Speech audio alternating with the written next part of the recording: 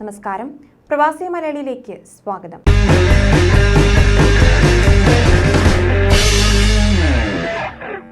യുഎസിൽ Christmas പരേഡിലേക്ക് car ഇടിച്ചുകയറി നിരവധി പേർ കൊല്ലപ്പെട്ടതായുള്ള ഞെട്ടിക്കുന്ന റിപ്പോർട്ടുകളാണ് പ്രവാസ ലോകത്തു നിന്ന് പുറത്തുവരുന്നത്.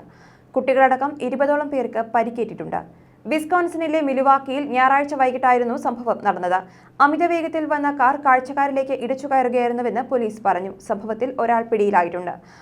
അപകടത്തിൽപ്പെട്ടവരെ ആശുപത്രിയിൽ പ്രവേശിപ്പിക്കുകയും അപകടത്തിനിടയാക്കിയ SUV കാർ കസ്റ്റഡിയിലെടുത്തെന്നും പോലീസ് അറിയിച്ചു. അതേസമയം മരിച്ചവരുടെ എണ്ണം സംബന്ധിച്ച വിവരം ഇതുവരെയും പുറത്തുവന്നിട്ടില്ല. സ്ഥിതിഗതികൾ നിരീക്ഷിക്കുകയാണെന്നും അന്വേഷണം ആരംഭിച്ചതായും വൈറ്റ് ഹൌസ് വൃത്തങ്ങൾ പറഞ്ഞു. അപകടത്തിന്റെ CCTV ദൃശ്യങ്ങൾ ശേഖരിച്ചു. ക്രിസ്മസിന് മുന്നോടിയായി യുഎസിൽ പരമ്പരാഗതമായി നടക്കുന്ന ചടങ്ങാണ് ക്രിസ്മസ് പരേഡ്. അപകടത്തിനിടയാക്കിയ കാർ തടയുന്നതിനായി ഇതിനുനേരെ പോലീസ് വെടിയുതിർത്തതായും റിപ്പോർട്ടുകൾ പറയുന്നു. അതേസമയം പരിക്കേറ്റ വ്യക്തികളുടെ വിവരങ്ങൾ പുറത്തുവിട്ടിട്ടില്ല. ആശങ്കപ്പെടേണ്ട സാഹചര്യമില്ല എന്നും സ്ഥിതിഗതികൾ നിരീക്ഷിച്ചു വരികയാണെന്നും വൈറ്റ് ഹൌസും അറിയിച്ചിട്ടുണ്ട്. ക്രിസ്മസ് പരേഡിലേക്ക് അമിത വേഗതയിൽ കാർ ഇടിച്ചു കയറുകയായിരുന്നുവെന്നാണ് പോലീസ് വ്യക്തമാക്കുന്നത്. അപകടത്തിന്റെ CCTV ദൃശ്യങ്ങളും പുറത്തു വന്നിട്ടുണ്ട്. സംഭവവുമായി ബന്ധപ്പെട്ട് ഒരാളെ കസ്റ്റഡിയിലെടുത്തിട്ടുണ്ട്. അപകടമുണ്ടാക്കിയ വാഹനവും പിടിച്ചെടുത്തു. പാഞ്ഞുകയറുന്ന വാഹനത്തിനു നേരെ സുരക്ഷാ ജീവനക്കാരൻ വെടിയുതിർത്തിരുന്നു. എന്താണ് അപകട കാരണമെന്ന് വ്യക്തമല്ല.